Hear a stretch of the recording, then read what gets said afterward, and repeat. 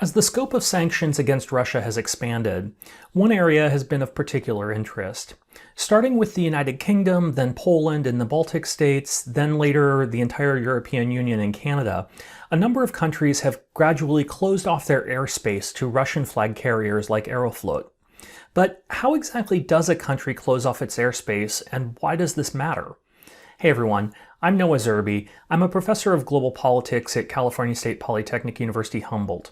In this video series, I try to explain the concepts and theories behind current events, all in 2 minutes or less. While every country in the world claims sovereign jurisdiction over its airspace, international air travel is governed by the 1944 Convention on International Civil Aviation, or the Chicago Convention, and the International Air Services Transit Agreement.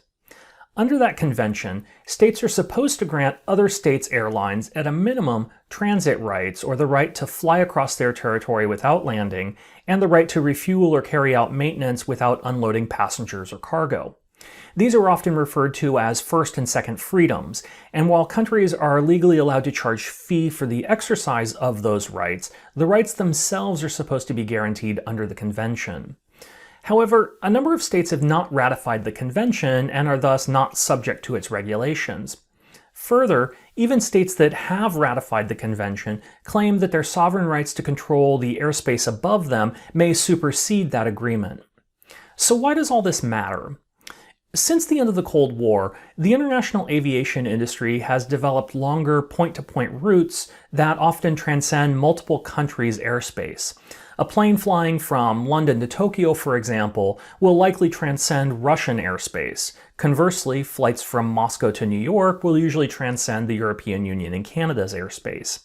Indeed, most of the international flights connecting Europe to Asia or Australia transcend Russian airspace, and most flights connecting the United States to Europe transcend Canadian airspace.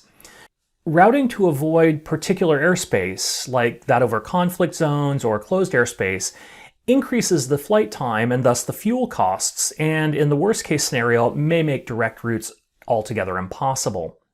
The closure of Russian airspace to European Union flagged carriers and European Union and Canadian airspace to Russian flagged carriers will limit the ability of either to fly direct intercontinental routes.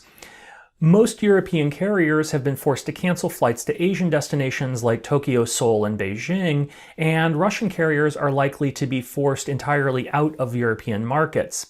That's it for now. If you found this helpful, click the thumbs up button and consider subscribing to catch future explainers as I release them. Please leave any questions you have in the comments section below, and if you have any suggestions for future explainer topics, I'd welcome those as well. Thanks for watching, everyone. Have a good day. Bye.